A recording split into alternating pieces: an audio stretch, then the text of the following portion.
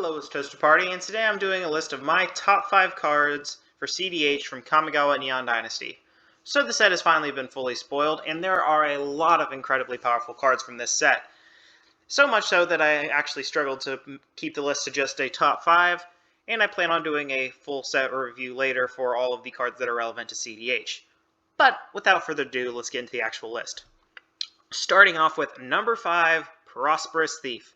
Prosperous Thief is a 3-drop human ninja with ninjutsu generic in blue that says whenever one or more ninja or rogue creatures you control deal combat damage to a player, create a treasure token. So what's interesting about this card is that it's very similar to Grim Hireling. I would say it's not as good as, say, Grim Hireling, but the fact is a lot of the text of that card is on this card. And I believe that that'll make it see plays in one specific deck, that being Yuriko the Tiger Shadow. That being the one deck that will abuse the ninja or rogue creatures dealing combat damage to a player.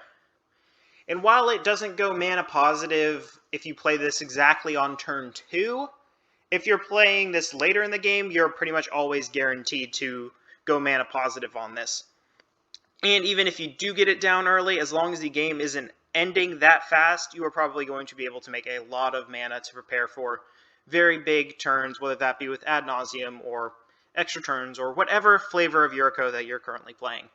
It's a powerful card, maybe not as powerful as Grim Hireling, but still incredible for the one deck that it'll see play in. But it doesn't really fit anywhere else.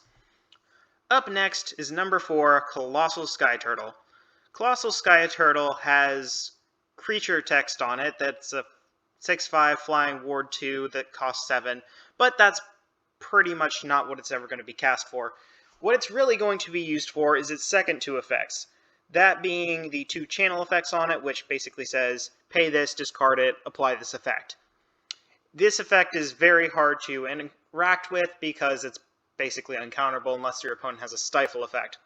But what Colossal Sky Turtle can do is, for 2 generic and a green, discard it, return target card from your graveyard to your hand, and the other ability being 1 generic and a blue, discard Colossal Sky Turtle, return target creature to its owner's hand. So it's a multimodal spell where on one half it's a regrowth, and the other half it's an unsummon. And both of these are at instant speed. If Raid has taught us anything, is that sometimes effects that can seem middling on a card can be mitigated by the fact that it has 2 middling effects on one card.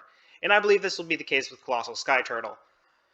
The fact is, I think Colossal Sky Turtle will see play in quite a few mid-range decks and control lists, but probably not much play anywhere else. But I do believe that this card is definitely good enough to see play in those lists. Up next with number 3, Satoru Umazawa. Okay, I've already made a video on Satoru Umazawa and why I think it's good, so I'll try to keep this pretty brief. Dimir normally can't play Vilas and Razaketh. Satoru Umazawa is a pretty good argument for why you could, because it is allowed to be able to cheat out big threats from your hand onto the battlefield.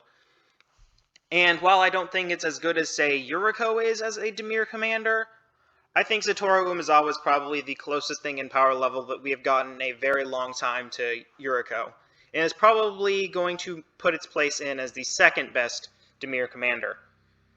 But it isn't probably going to take the crown from Yuriko anytime soon.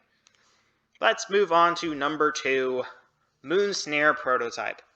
So this is a pretty unassuming card for those who just probably looked it over when looking over the spoilers, but what Moon Snare Prototype says is tap an untapped artifact or creature you control, add a generic, and has the secondary channel ability of 4 generic and a blue to discard Moon Snare Prototype and then return target non-land permanent to the top or bottom of its owner's library.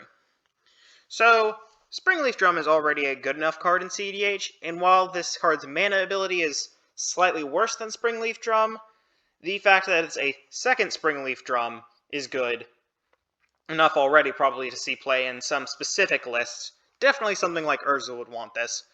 And the other half is probably another reason that you'd want to be playing this card. The secondary ability can be used for a myriad of interesting things, because it might not necessarily be hard removal in every single scenario, But the fact is that this also can probably be used to stop a Thoracle attempt if your opponent only has Thoracle on field. But again, the fact that it is both a slightly worse Springleaf Drum and a piece of removal stapled into one card makes me think this card is going to be incredibly powerful. But let's move on to number 1, and for those who haven't already guessed it, number 1, Boseiju Who Endures. This card is easily the most powerful and applicable card to the CEDH format. What Boseiju reads as, it is a legendary land where you can tap it to add green, and the secondary effect, channel for a generic and a green, discard Boseiju, destroy target artifact, enchantment, or non-basic land an opponent controls. That player may search their library for a land card with a basic land type, put it onto the battlefield, then shuffle. This ability costs 1 generic less to activate for each legendary creature you control. So basically, it's an uncounterable disenchant effect that can also sometimes hit non-basic lands, but it's a non-encounterable disenchant effect that can probably be played for 1. It's basically a strict upgrade on most disenchant effects that you can possibly play, and the fact is, it doesn't even count as a pip for ad nauseum, and worst case scenario, you still have a land out of this if your opponent's not even playing disenchant effects. The floor on this card is basically a basic forest. Ceiling on this card, doubling up on one of the best effects in the game. Well, that's all I have to say today. Thank you all for watching. Please leave a like, comment, and subscribe, and I hope you all have an excellent day.